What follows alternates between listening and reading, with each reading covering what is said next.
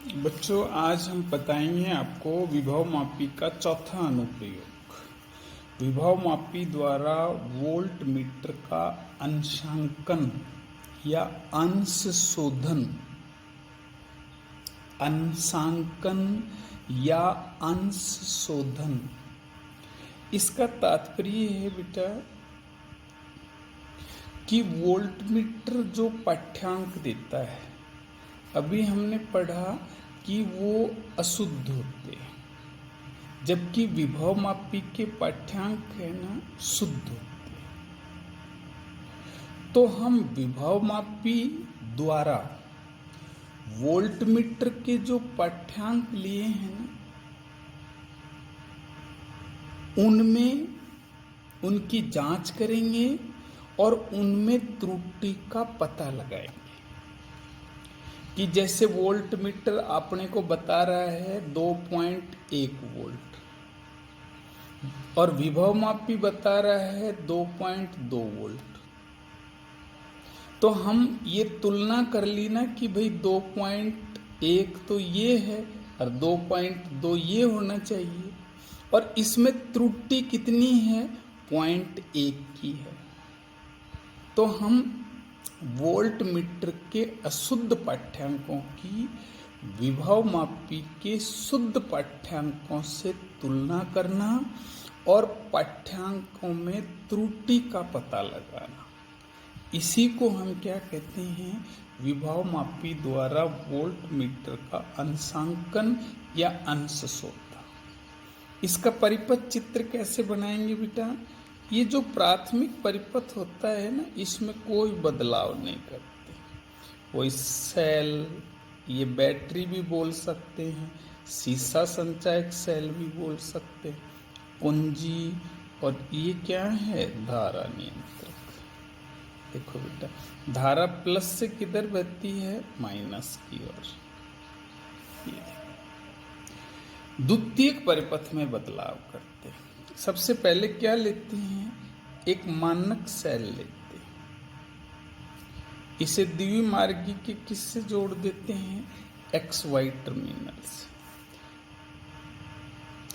X terminal से। इस द्विमार्गी कुंजी का Y टर्मिनल से क्या जोड़ देते हैं? गैल्वेनोमीटर। और क्या जोड़ देते हैं? जॉकी। अब हम एक परिपथ और बनाते हैं, जिसमें क्या लगाते हैं? हम सेल लगाते हैं, ये E, कुंजी लगाते हैं, ये K2, RB लगाते हैं, ये RB, धारा नियंत्रक लगाते हैं, ये धारा नियंत्रक। ये सब श्रेणी क्रम में जोड़ते हैं। किसमें जोड़ते हैं? श्रेणी क्रम में। देखो बेटा, सेल, फिर RB, धारा नियंत्रक, कुंजी K2। इस सेल का उच्च विभव का सिरा और RB का उच्च विभव का सिरा A टर्मिनल से जोड़ते हैं। ये सारे पॉजिटिव मैंने बताया था ना, ये उच्च विभव के सिरे A टर्मिनल से जोड़ते हैं। तो RB का उच्च विभव और ये दोनों A टर्मिनल से जोड़ दिए। RB का निम्न विभव का सिरा Z टर्मिनल से जोड़ते हैं, तथा RB के सिरों पर वोल्ट मीटर भी लगा देते। ये देखो, हमारा सर्किट बन गया। अब कार्य प्रणाली कैसे करेंगे? देखो बच्चों, सबसे पहले हम जो मुख्य परिपथ है ना, इसकी कुंजी K1 की डाट लगा देते हैं। तो ये संचायक सेल का विभव तार AB पर फैल जाएगा। अब द्विमार्गी कुंजी के XY टर्मिनल को जोड़ देते हैं। जोड़ दिया तो अब ये सर्किट कैसे हो गया? यूं हो गया, देखो यूं। देन ये हमारा मानक सेल परिपथ में जुड़ गया। जॉकी को तार पर चलाते हैं, शून्य विक्षेप स्थिति लाते हैं। माना ये कितनी लंबाई पर मिलती है हमें? L0। इसको किससे गुणा कर दे? X से। ये किसके बराबर हो गया? देखो, ES के। ये विभव मापी सिद्धांत है कि संतुलित लंबाई को विभव प्रवणता से गुणा कर दो, आपका विद्युत वाहक बल आ जाता है। इससे है ना हम क्या निकाल लेंगे, x निकाल लेंगे। इससे पहले वाले अनुप्रयोगों में x नहीं निकाला था क्योंकि x आपस में कैंसिल हो जाता है। अब हम क्या करते हैं बेटा, इस xy टर्मिनल को हटाते हैं और परिपथ की कुंजी K2 लगा देते हैं। तो इसमें क्या बहती है, धारा बहती है। देखो RB से हम है ना नियत प्रतिरोध निकालते हैं, कोई भी R प्रतिरोध निकालते, तो वोल्ट मीटर क्या देगा, पाठ्यांक। फिर देखो इस अन्य परिपथ की कुंजी K2 की डाट लगा देते हैं, तो परिपथ में डाट लगा देते हैं। वह RB से कोई नियत प्रतिरोध निकालते हैं। तो जैसे इससे प्रतिरोध निकलेगा तो इस प्रतिरोध के सिरों पर विभवांतर पैदा होगा, जिसे कौन पढ़ लेगा, वोल्ट मीटर। तो वोल्ट मीटर क्या देता है, पाठ्यांक। ये पाठ्यांक माना V है, इसे नोट कर लेते हैं। किसका पाठ्यांक है ये, वोल्ट मीटर का पाठ्यांक। ये अशुद्ध पाठ्यांक होता है, इसी की तो जांच करेंगे अपन विभव मापी से। अब क्या करते हैं हम, YZ टर्मिनल को जोड़ते हैं, YZ को जॉकी को तार पर चलाते हैं, वह संतुलित लंबाई प्राप्त करते हैं। माना ये L है, किससे गुणा कर दूं, x से। ये किसके बराबर होना चाहिए, V'। इस R के सिरों पर उत्पन्न विभवांतर के बराबर होना चाहिए। अब हम कहते हैं x तो ऊपर दे रखा है आपको, हाँ दे रखा है, ES/L0 × L। ये क्या चीज है, ये विभव मापी द्वारा है ना RB के सिरों पर उत्पन्न विभवांतर का शुद्ध मान है। और ये क्या चीज है, ये R के सिरों या RB के सिरों पर उत्पन्न वोल्ट मीटर का अशुद्ध मान है। तो अब इसमें त्रुटि कितनी आ गई, डेल्टा V बराबर V माइनस V डैश। ये दोनों का डिफरेंस आ गया, ये त्रुटि ज्ञात करना। अब हम क्या करते हैं कि ये जो अपने पास RB है, इससे अनेक प्रतिरोध निकालते हैं। जैसे एक बार 2 ओम, 4 ओम, 6 ओम, 8 ओम, और प्रत्येक के लिए V ज्ञात करते हैं। और इसके संगत ही क्या ज्ञात करते हैं, V डैश। मतलब V और V डैश के अनेक मान प्राप्त करते हैं। और डेल्टा V व V में क्या खींचते हैं, ग्राफ। इसे वोल्ट मीटर का अंश शोधन या अंशांकन वक्र कहते हैं। कैसे खींचते हैं बेटा, इधर लेते हैं V, इधर लेते हैं डेल्टा V। ये देखो 0 है, ये प्लस भी हो सकता है, माइनस, क्योंकि इसमें ये भी बड़ा हो सकता है, ये भी बड़ा हो सकता है। तो ये है ना, ये ग्राफ है ना हमारी यूं आती है, किसी भी आकृति में आ सकती है, टेढ़ी में भी। इससे हम क्या ज्ञात करते हैं, इससे हम क्या ज्ञात कर सकते हैं कि ये जो V है, जैसे माना V ये है, ये कोई भी है, जैसे ये 0.1 वोल्ट, यहां से बेटा लंब डालो, इसके संगत क्या आ गए, डेल्टा V। ये V है, ये वोल्ट मीटर का पाठ्यांक है, और ये डेल्टा V है लंब डालने से।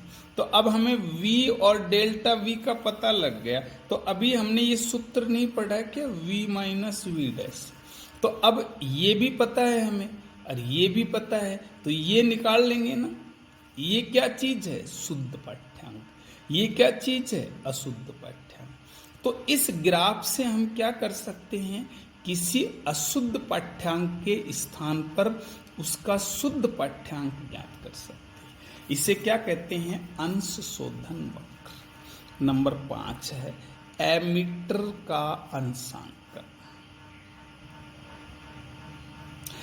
वो बिल्कुल कि एमीटर के जो पाठ्यांक है ना, उनकी विभवमापी के पाठ्यांकों से जांच करेंगे और त्रुटि का पता लगाएंगे। क्या सर्किट है, बिल्कुल बच्चों ये का ये सर्किट आपको जोड़ना है। इसमें वोल्ट मीटर के पाठ्यांकों की जांच करके त्रुटि का पता लगाए, इसमें एमीटर के पाठ्यांकों की जांच करके त्रुटि का पता लगाए। ये का ये सर्किट बनाना है, बस इसमें दो चीजों का ध्यान रखना है। एक तो ये आरबी है ना, इससे सदैव कितना ओम निकालना है, 1 ओम ही बस। इसमें तो कुछ भी निकाल सकते, इसमें 1 ओम निकाल।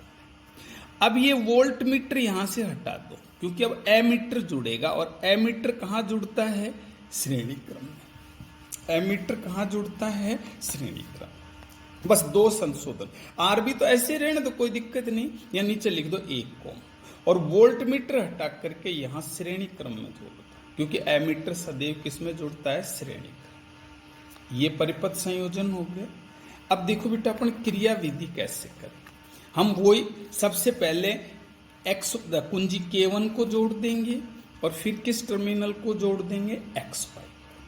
तो वही XY जैसे जुड़ा, ES परिपथ में जुड़ गया, जॉकी को तार पर चलाएंगे, संतुलन की स्थिति में है ना हम लंबाई प्राप्त करेंगे। माना कितनी है, L0 X से गुणा किया, E0 बराबर क्या हो गया, XL0, X बराबर क्या हो गया, ES बटा क्या है, L0। X निकल गई बिल्कुल इसकी नकल के आधार। अब हम क्या करेंगे, देखो बेटा इसमें अब हम XY टर्मिनल को हटा देंगे, और किसको जोड़ेंगे, YZ को। कुंजी K2 की डाट लगा देंगे। जैसे कुंजी K2 की डाट लगा देंगे, इसमें धारा बहेगी, किसमें, 1 ओम के।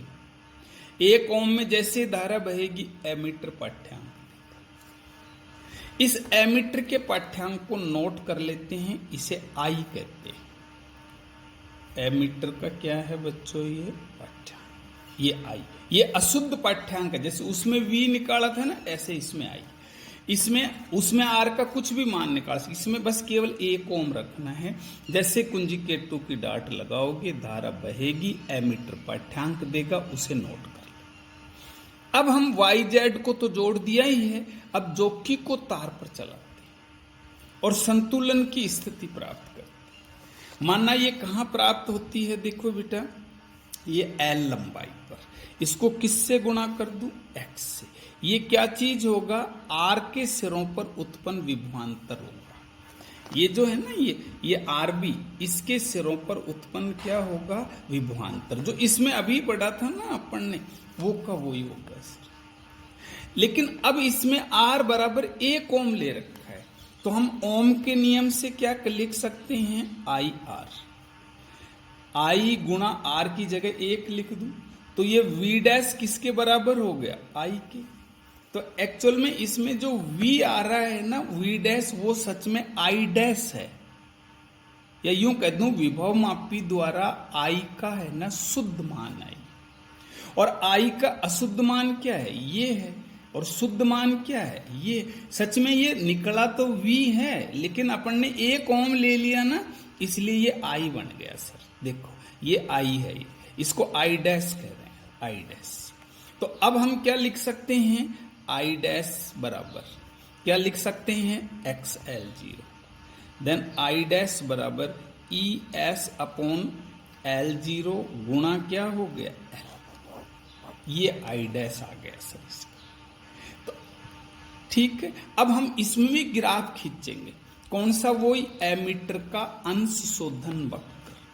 कैसे खींचोगे, वही इधर क्या लेना है आपको, I, इधर क्या लेना है, डेल्टा I। ये क्या है, पॉजिटिव, ये क्या है, नेगेटिव। इसमें भी वही टेढ़ी मेढ़ी ग्राफ बनती है। अब इसमें हम कैसे मान प्राप्त करेंगे, I और I डैश के। हम इसमें क्या करेंगे बेटा, हम इसमें यूं करेंगे कि ये जो हमारे पास धारा नियंत्रक है, इसको बदलेंगे। तो धारा नियंत्रक बदलेंगे तो इसमें धारा भी बदलेगी। तो एक बार हमने जैसे कोई 1 एम्पियर, 2 एम्पियर, 3 एम्पियर, 4 एम्पियर, ऐसे अलग अलग पे लेंगे, और अलग अलग पे ही I डैश प्राप्त करेंगे। तो मैं कहूंगा धारा नियंत्रक की स्थिति बदलकर I और I डैश के मान प्राप्त करते हैं, तथा डेल्टा I और I में ग्राफ खींचते हैं, जिसे हम एमीटर का अंशांकन वक्र कहते हैं। हम इससे वही आई के स्थान पर शुद्ध आई डैश का मान प्राप्त कर लेते हैं, शुद्ध आई डैश का।